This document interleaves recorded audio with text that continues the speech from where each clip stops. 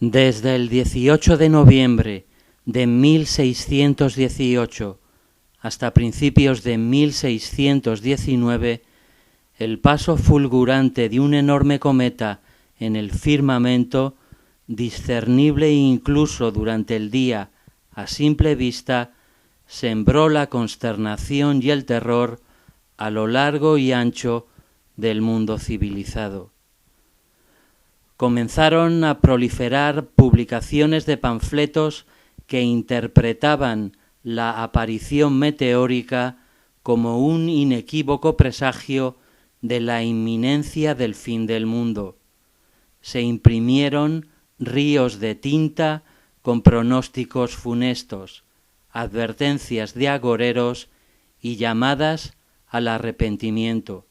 Cientos de periódicos de gran formato propagaron por toda Europa esa escatológica inquietud astral que rápidamente se hizo responsable de un clímax de histeria apocalíptica. El pánico se había apoderado de la cristiandad. Para toda una generación de astrónomos contemporáneos de Galileo Galilei, la circunstancia brindaba por primera vez la oportunidad de observar el misterioso fenómeno celeste a través del recién inventado telescopio. Las novedades de esa exploración ponían en entredicho las premisas aristotélicas y contrariaban el orden cósmico establecido. La alarma social asaltó a los ingleses, que contemplaron cómo la estrella enojada surcaba el cielo, acaparándolo por encima de sus cabezas. La creencia de la plebe culpaba a la larga y peligrosa cola rojiza del bólido de albergar toda suerte de calamidades y, para colmo de males, atentar contra la corona en un siniestro intento por borrar del mapa a su amada monarquía. El rey Jacobo I recibió noticias de la irrupción londinense del ángel exterminador cuya estela zigzagueaba, según decía el rumor ampliamente extendido, para destronarlo mientras se deleitaba en sus frívolos pasatiempos. Contagiado por la aprehensión popular e interrumpido el recreo, el soberano inglés interrogó en profundidad a los doctos matemáticos de la Universidad de Cambridge sobre el significado del cometa. Le urgía una respuesta satisfactoria que calmara su nerviosismo y asegurara la continuidad del poder regio. El profesor John Bainbridge, que deploraba los principios ilusorios de la astrología ramplona, publicó un ensayo calculado para confortar a los súbditos desconcertados.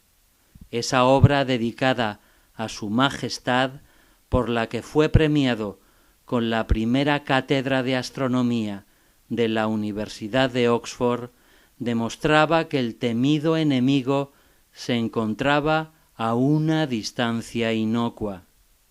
Aun así, su código científico le permitió aseverar, imbuido de teología, que el astro extravagante anunciaba simultáneamente la derrota del anticristo y la parusía.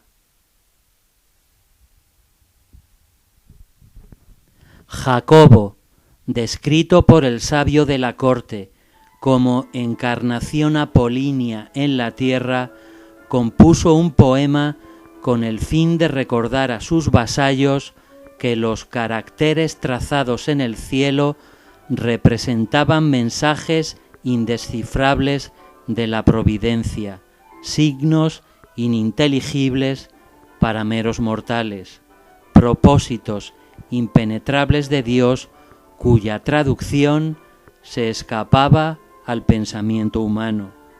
El Estuardo pedía a Britania entera que no se dejara seducir por la curiosidad desmedida, que guardara los delirios imaginativos para la hora de ir a dormir tras acabar los deberes y obligaciones de cada jornada.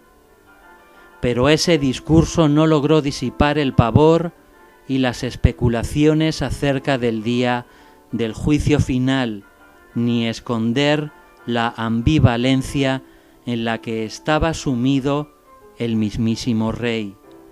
La fragilidad de su salud parecía ofrecer la víctima que esperaba, acechante e impasible, en perceptible amenaza, aquel visitante del más allá. Semanas después, el heraldo de la desgracia monárquica se cobró su pieza. El influjo maligno del cometa atrapó el alma de la reina Anna, quien, de acuerdo con las convicciones de la gente común, recogidas por varios poetas, quiso aplacar la ira de la divinidad expresada en la trayectoria de la estrella ardiente con su propia muerte. Un último acto de amor, un sacrificio propiciatorio para restablecer la salud del rey y perpetuar la corona. Un sacrificio efectivo, de menor costo que la desaparición de su querido esposo. El pueblo inglés lloró a la rubia vivaz, autoindulgente, entregada a aficiones superfluas, solo preocupada por reír, bailar y escandalizar en el teatro, enseñando muslo con generosidad. El mismo portento astronómico que predecía la guerra en Alemania era el ángel enviado con la misión de llevársela de este mundo después de alumbrar como antorcha en su funeral. El gran cometa de 1618 pasó de esta manera, dirá el filósofo, por augurio de la transitoriedad real en los ojos del vulgo que estima valiosas y da importancia a las más insignificantes supersticiones.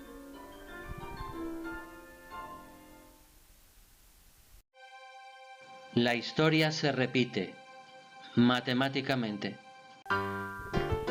El retorno puntual del cometa Halley en 1910 desencadenó una corriente mundial de paroxismo apocalíptico sin parangón. La noticia del reciente descubrimiento, mediante observación espectroscópica, de la presencia de cianógeno en la cola del astro errante suscitó miedos y comportamientos atávicos en todo el globo, truculentos a la par que ridículos brotes de histeria colectiva en pos de respuestas para conjurar la supuesta extinción inminente de la especie humana. Anunciada por el New York Times en su portada del 7 de febrero, la hipótesis del astrónomo francés, divulgador científico y autor de literatura fantástica Camille Flammarion, según la cual el gas letal del cometa impregnaría la atmósfera y posiblemente borraría la vida del orbe, hizo cundir el pánico generalizado a escala planetaria.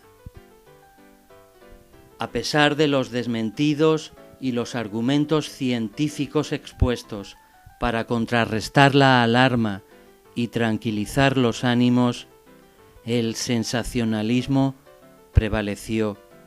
Los grandes rotativos en permanente competición por capturar la atención de nuevas audiencias, mantuvieron una deliberada ambigüedad sin más objetivo que la maximización de beneficios.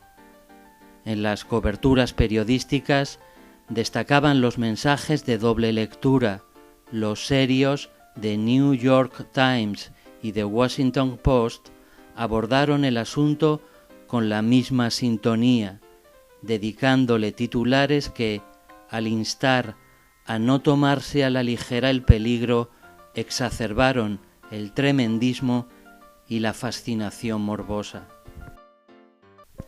Emprendedores inescrupulosos, charlatanes embaucadores y capitalistas avezados aprovecharon la inusitada psicosis de masas para lucrarse rápidamente mientras seguían disparándose solas las ventas de las llamadas píldoras cometarias, pregonadas con el reclamo comercial de ser el elixir que permitía escapar de la ira de los cielos, inhaladores, máscaras protectoras, pólizas de seguro post-apocalípticas, oxígeno embotellado, antídotos y paraguas especiales, toda una estrafalaria parafernalia de productos salvíficos que garantizaban a la ingenua clientela resistir inmune a la lluvia de cianuro estelar.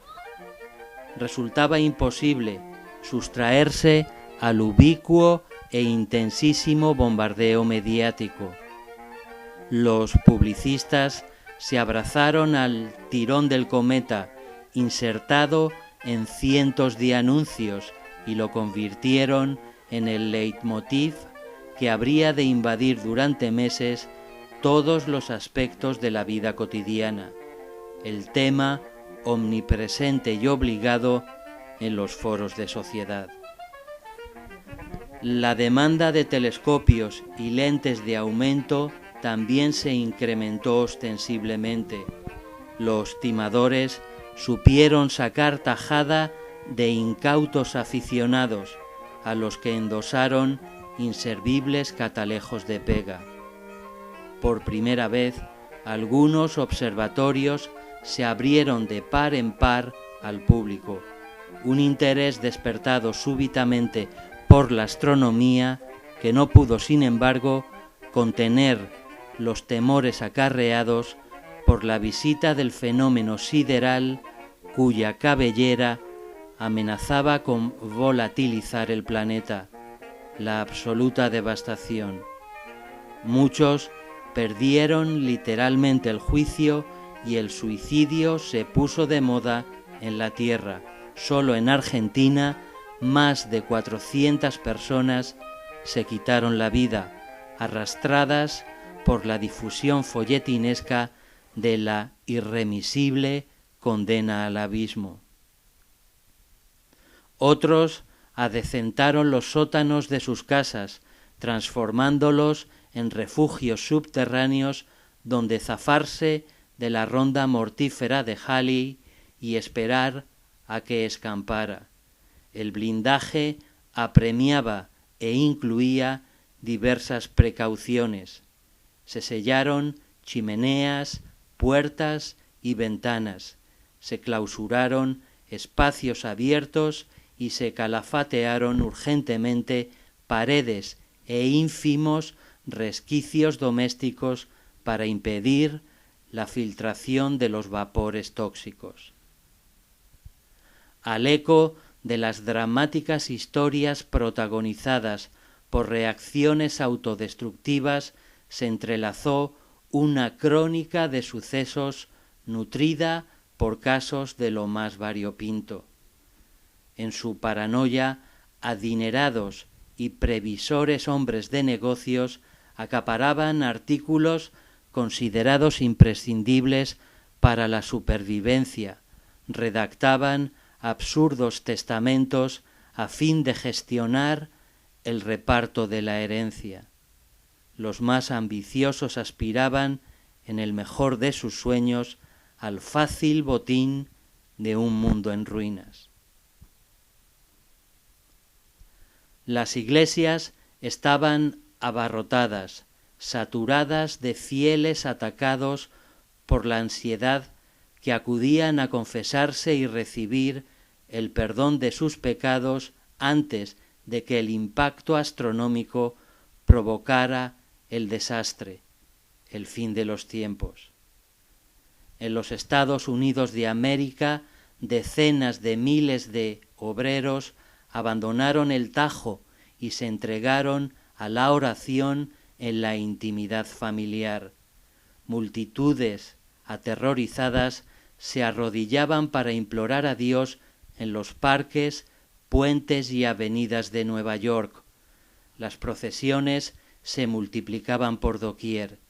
Incesantes, los himnos religiosos aglutinaban a un hormiguero tembloroso en una espontánea vigilia que marchaba al compás de un ritmo fúnebre bajo las antorchas hasta el fatídico crepúsculo vespertino del 18 de mayo.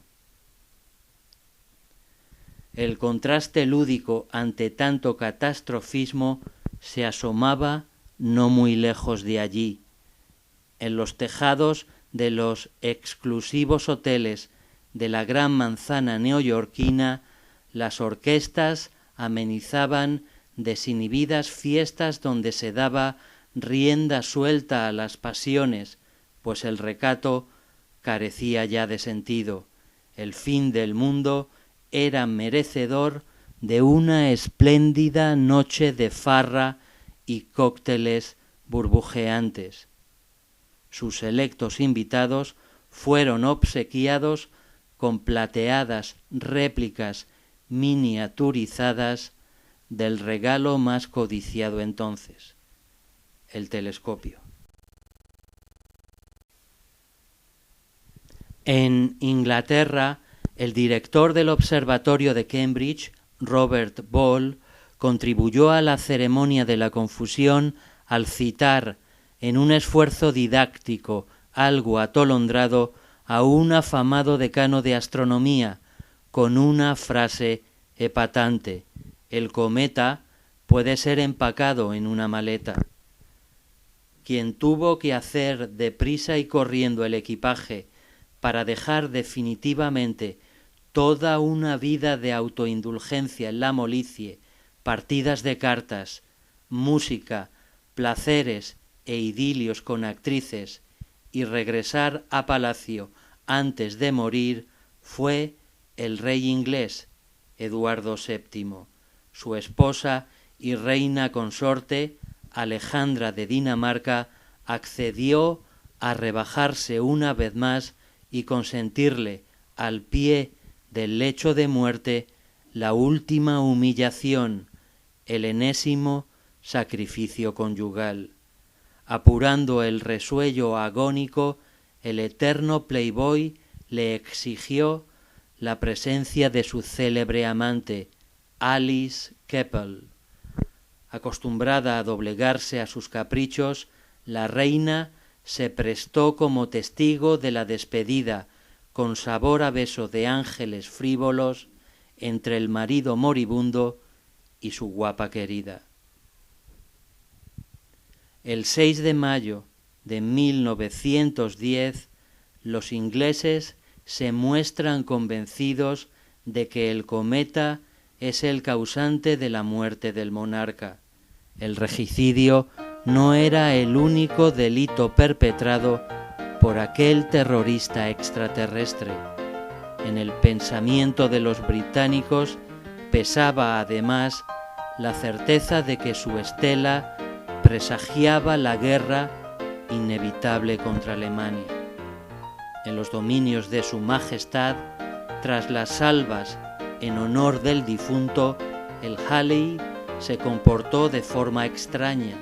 Según diversos testimonios, su larga cola rojiza tiñó el cielo de un color espectral, el de la sangre del rey.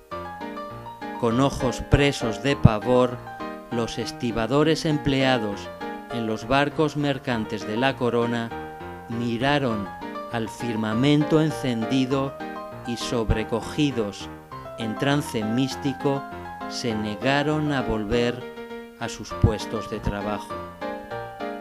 2 semanas después, el cometa, en pleno apogeo e insolente exhibición de voraz destructor, presidió, copando la bóveda celeste, el funeral de Eduardo VII. Bizarra coincidencia. La prensa repetía hasta la saciedad informaciones acerca de la obstinación del pueblo llano en atribuir la desaparición de su rey al maldito influjo del carro de fuego. Una sospecha de antaño renovada por la ignorante plebe inglesa, decían los editoriales, propensa a otorgar visos de realidad a las más vulgares supersticiones.